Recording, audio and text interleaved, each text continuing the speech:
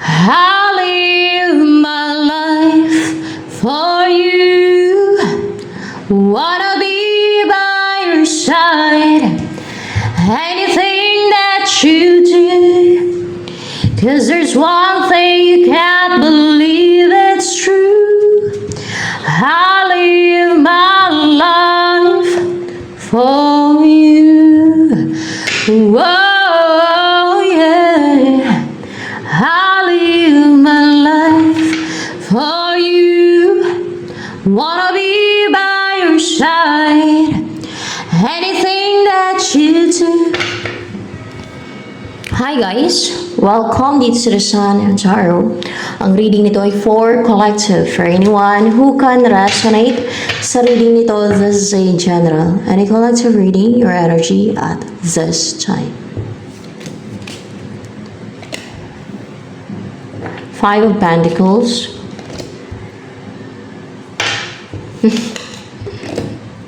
Oh. Actually, nagtagumpay ka. Maring na left out in the cold ka, nahirapan, ganyan experience mo until now, no? Pero there is a blessing, a new beginning, new love, na may growth, no? Na nag-grow, na dala ng Holy Spirit kasi mayroong dove dito. And this is a guided connection na mangyari tong may mag-umpisang relationship, no? O a new beginning, new relationship. O ma-receive mo tong blessing na to, which is a new relationship. Kung meron pumipigil, nagkukloak sa'yo ng mga negativities, nagtagumpay ka na ma-vanish. Or kung meron mga pumipigil dyan na mangyari ito, nang gusto ay magdusa ka, ma-left out in the cold, o lahat na lang ng magpaghirap, na wala na yan, na-vanish na siya. Nagsilayuan na ang mga kumukontrol. O hindi na sila makapangontrol, hindi na sila makapang-atake, hindi na sila makapanghadlang, no? Hindi sila makapang-block. Kasi, may Ace of Swords dito. Hinundan ng Ace of Swords. Pinahirapan ka nila pero tinadarating sa buhay. Blessing and new love. A beginning, no? Na bigay pati ng Holy Spirit sa'yo. This, you are guided. Kung nakita niyo, merong ano dyan, no? Parang ilaw, no? Hindi naman talaga ilaw yan. Pero, ayun, parang you are guided. Merong nag-guide, no? Na mangyari yan, no? Both of you sa inyo ng person mo na magkakaroon ng new beginning. Wait lang. O new relationship sa inyo.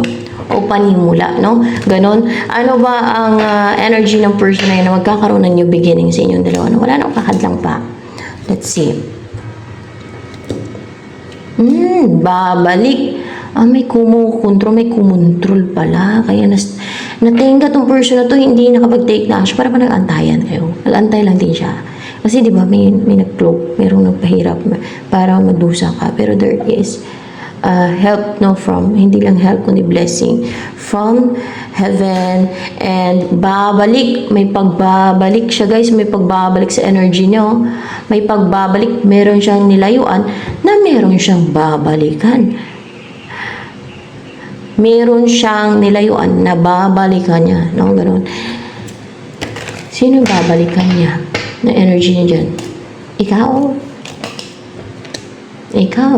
Ikaw ang babalikan. No? Ikaw.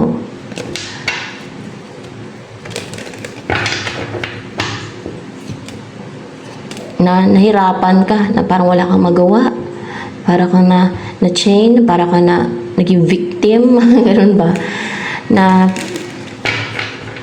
kinontrol, pinigilan, na-restrict kayo, both. O, ikaw lang na ikaw, o pinahirapan. Pinadusa, pati finances mo. Possible, apektado. Ganun yan. Wait lang ha.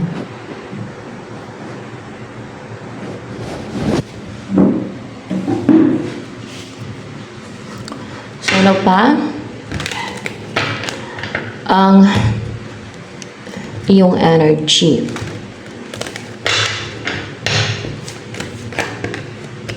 Oh, Sage. You're wise. You have a good judgment. And you have the ability to see the truth. No? Yung totoo na mga nakahay na hindi nakikita ng iba kung may katotohanan. Mga ganon kasi may owl dito. Yan. Ganon din sa emotion. Makikita mo, madidetect mo kung ano yung totoong naramdaman ko. Ano yung emotion? Kung ano ba talaga ang real intention, emotion. No? Kasi mayroon ding wolf. Parang napaka-strong na emotion kasi napaka-alakas ng senses. Pati yung senses mo. Yung mga wolf na yan, malalakas yung senses na yun. So yan, ano pa ang energy mo ngayon? Dami ka nang pinagdaanan na may na-acquire ka ng wisdom, mga ganyan na sage, parang old soul, mga ganyan ba? Na na-acquire mong wisdom sa experiences na ng iba and through serving because you have the ability to see things clearly na hindi nakikita ng iba, na hindi na-observa ng iba. You are strong. Your body is strong, full of strength. Your mind is strong. Kung may beetle, yan ang malakas na klase ng hayop pa. Yung beetle. Pero yung sa Africa na beetle, kasi kaya niyang magtulak niya ng kahit napakalaking tae ng, ano ba yun? Basta tae siya, tae ng hayop. Yung beetle, malakas yung mga kamay mo, malakas yung katawan mo, no? You can lift heavy things, okay? You can push heavy things, any heavy.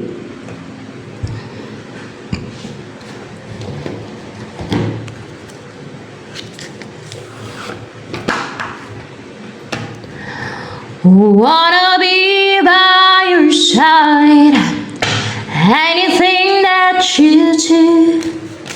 'Cause there's one thing you can't believe that's true. I'll live my life for you. Whoa, yeah. Walk away. Leave the unhealthy situation and enjoy the new doors that open as a result. Ayan. Walk away, lumayo ka daw. Iwanan mo daw yung unhealthy situation or maybe place or situation man. And enjoy the new doors. Enjoy mo yung mga bagong pintuan na magbubukas, no? Bilang resulta, no? Yun eh. Tinranslate ko lang.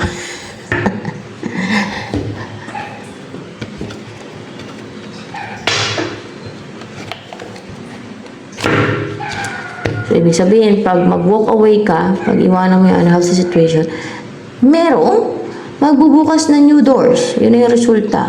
Yun yung magbubukas. Kailangan mo lang ng tapang, lakas ng loob. No? Iwanan yung unhealthy situation. Ano naman talaga eh. There's change sa buhay ng isang tao pag gusto ng pagbabago. So, yan. Ano yung feelings sa'yo ng person na yan na magkakaroon ng new beginning sa inyo na yan? The Seven of Pentacles. Oh, hindi niya mapigilan yung desire niya, yung feeling niya, yung nais niya, yung gusto niya na bumuo ng family with you, na makasama ka, nabubuo kayo ng pamilya, mag-asawa ka, ayan.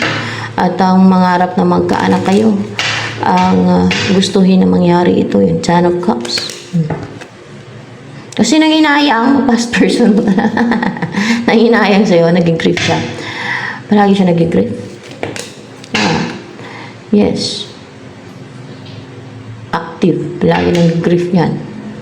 Yan ang nagpupush sa kanya na mag-take ng action. Clarified by Knight of Cups. Maliban dyan sa person mo na yan. Pero yan ang magkakaroon ng new beginning sa inyo eh. Mabait ba yung person mo na yan? Magkakaroon ng new beginning sa inyo? Guided na kasi ng ano, kaya hindi ko kuhaan pa yung iba eh. Kung meron pang nagkakagusto sa'yo, hindi ko, pwede din, kung may madami nagkakagusto sa'yo. Meron bang mga person na nagkakagusto sa'yo? Madami ba nagkakagusto sa'yo? Let's see. Madami. And gustong mag-reach out, napaka-passionate to na mag-reach out o mag-take na action o to start a relationship with you, to start to talk to you, to take action na continuous sa'yo. Ayan.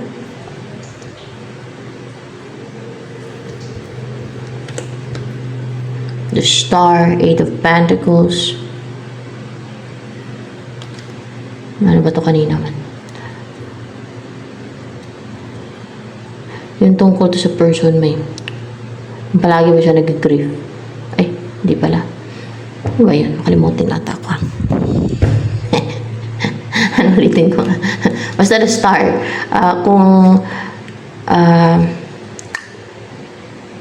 energy niya to, pwedeng famous to, or kung hindi man, ay positive and inspired, no? Na-inspired siya, no? Habang nag-imagine na, habang nag-iisip na, bubuo ng family with you, no? Para napaka-positive niya, napaka-inspired.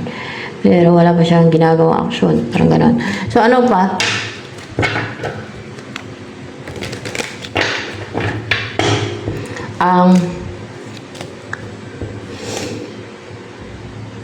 Iniisip ngayon ng person na to na magkakaroon ng new beginning sa inyo. Ano iniisip niya yun? Mga gagawin towards you. Ito, itong person na to na 7 of Pentacles na magkakaroon ng new beginning sa inyo. Iniisip niya. 3 of Wands. Mag-antay. Mag-antay muna.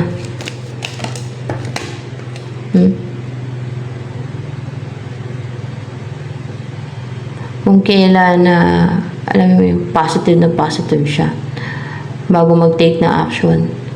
Kung kailan stable siya, komportable na, hindi siya mahiya sa'yo, yung hindi siya nakaramdam ng hiya ba, confident na ipursu ka.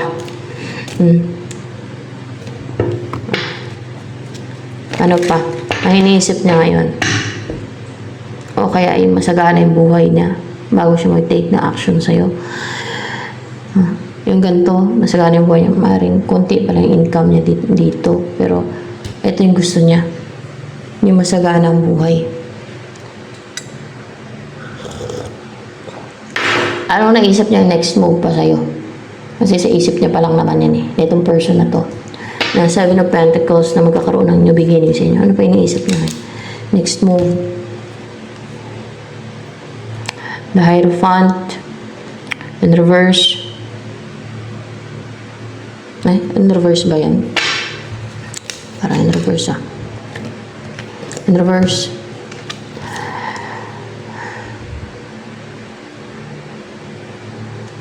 What's with that Hierophant in reverse? Ang lumayo. Ang tumalikod. Ang paghiwalayin kayo ng third party. Kung meron kang person na iba, kung may asawa ka, o kung may partner ka, may karelasyon ka, or kung may kakonect ka, yun ang naisip niyang gawin. Ang paghiwalayin kayo ng third party. Ang palayuin ng third party sa'yo. Para kayo ang magsama. Ano pa ba? Hindi ko. Para kayo ang magsama. Tama. Para kayo magsama. Kasi defensive nga siya. Kasi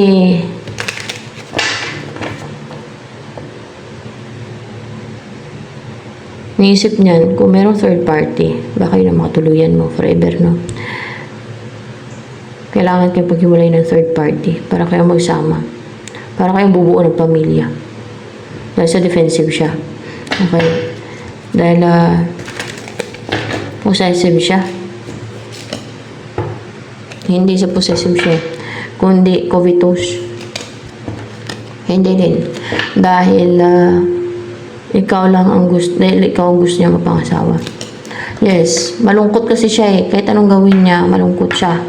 Kahit nakapagrelasyon pa siguro sa iba, hindi siya masaya. Ikaw talagang gusto niya mapangasawa. Yan. O baka kahit nagkaroon niya ng partner na iba, ikaw talagang hinanap-hanap niya. Ikaw talagang gusto niya. Hindi siya masaya sa iba. Bakit kaya? Dahil this is guided, no? This is guided. A guided connection. So, yan.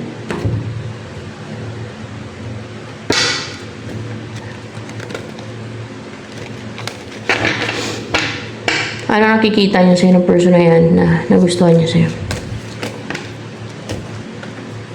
You're being real, no? You're guided with the Holy Spirit. May David, no, di ba? So, guided ng Holy Spirit na clarify ko. Yun na nga yun. And, wag ko na-clarify pa. Kung ano lang nandito. Makita ko dito. Nagpapakatotoo ka, self eh. Kung ano ka, pinapakita mo. Yun ang sinasabi mo, yun ang na-reveal mo, yun ang nakikita sa'yo ng tao. Ng madlang people. Hindi ka plastic, hindi ka picky, hindi ka nagkukunwari, hindi ka nagpipretend. Hindi mo na ginagaya-gaya yung iba, hindi ka naging copycat. Hindi mo ginagaya-gaya yung personality ng ibang tao. Hindi mo ginagaya-gaya yung iba. You're confident to show your true self, who you are. Yun ang nagustuhan niya sa'yo. So, ano pa ang nagustuhan niya sa'yo ng person mo na yan na magkakaroon ng yung beginning sa inyo? Three of Pentacles. You can work well in a team. And walang problema sa kung makipag-usap siya sa'yo, parang walang problema. Hindi nagkakaroon ng conflict or yung parang problem. Ganon. Kung hindi lang siya mag-create ng problem. Kung hindi lang siya nakapag-away. Mga ganon ba? Nagkakasundo kayo, no? Marunong ka makipagtulungan. Ganon. Hindi ka complicated na kausap, nakatrabaho, o ka-collaborate, o ka-team, o kasama sa buhay. Nakasama sa buhay. So, yan. Pero madami nagkakagusto sa'yo. So, yan. Pero ito na yung guided kasi. This is guided kasi. Pero it's up to you. Piliin mo yan o ayaw mo yan. It's up to you. Buhay mo yan. So, it's your choice. It's your decision in your life. No? Anong gusto sabihin sa'yo ng person na yan na magkakaroon ng new beginning sa inyo? Pop. Upright ba to? Nag-time pa yan. Mano pa sumagis kamay. In reverse talaga guys. King of Pentacles in reverse. Naging unstable daw siya. Naging ungrounded, parang feeling, naging unsecured, o maybe naka-experience ng nagkaroon ng ups and downs sa kanyang work, sa kanyang trabaho, baka nawala ng trabaho, walang pera, baka nagaganyan. Naantay pa niya magkapera siya, yan. Ano pang gusto niya sabihin sa'yo? May plano siya, no? May plano siya. May focus siya, no? Nasa yung focus niya, puntahan ka kasi may globe. May map. No? Talagang brave siya, napuntahan ka. May pursue ka. Na-reject mo siya. Baka na-reject mo yan ba? Kaso na-reject mo eh. Na-reject mo, baka nagalit ka, na-reject mo. Kung minessage ka niya, ay binaliwala mo na lang din, no? Parang ganun, no? Kung tinawagan mo, hindi mo nasagot o hindi mo sinagot talaga. Ganun ba? Mahal ka ba yan? Ng person na magkakaroon ng yung beginning sa inyo? Oo, mahal ka niya. Pero hinahide niya yan. Parang tinatago, i-keep niya, no? Tinatago niya. Hinahide niya. Mahal ka niya. As in, mahal ka niya. See, hindi na mahal, kundi mahal ka lang niya. Anong wish niya for you? Ang person na magkakaroon ng niya beginning sa inyo? Maging attractive. Mas lalo maging attractive ka.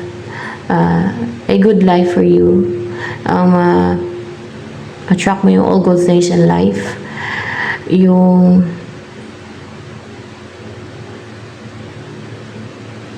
lagi kang blooming, no? Hindi ka na stress.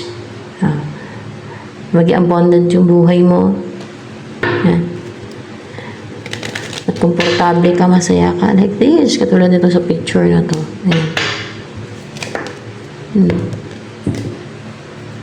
At maging komportable yung buhay mo at home.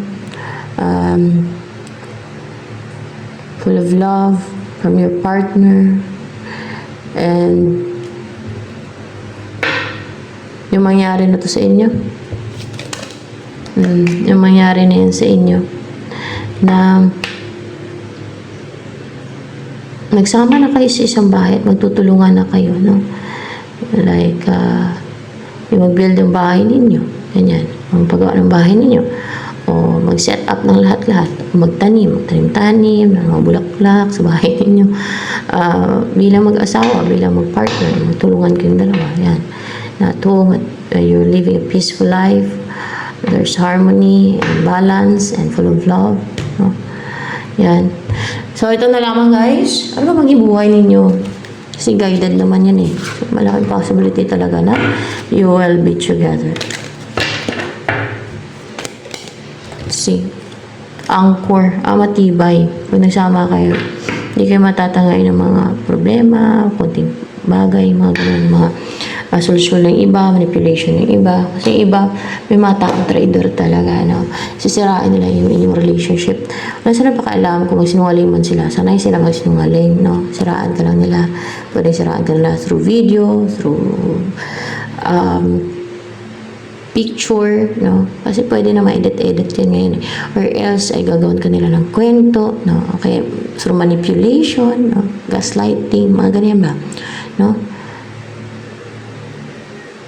O kaya ay pagwintuhan ka nila na ma-turn off sa'yo yung person mo pag narinig nila yung kwentuhan tungkol sa'yo. Pag narinig ng person mo yung kwentuhan nila tungkol sa'yo, yan, ma-turn off yung person mo sa'yo. Or else, may gagawin sila para ma-turn off yung person mo sa'yo. May mga ganyan kasi, mga klase ng tao. Kasi, meron talaga mga tao na evil. And, mingiral yung pagiging mature, yung pagiging gitira, ganyan. May mga ganyan eh. So, yan. Ito na lamang guys for collector.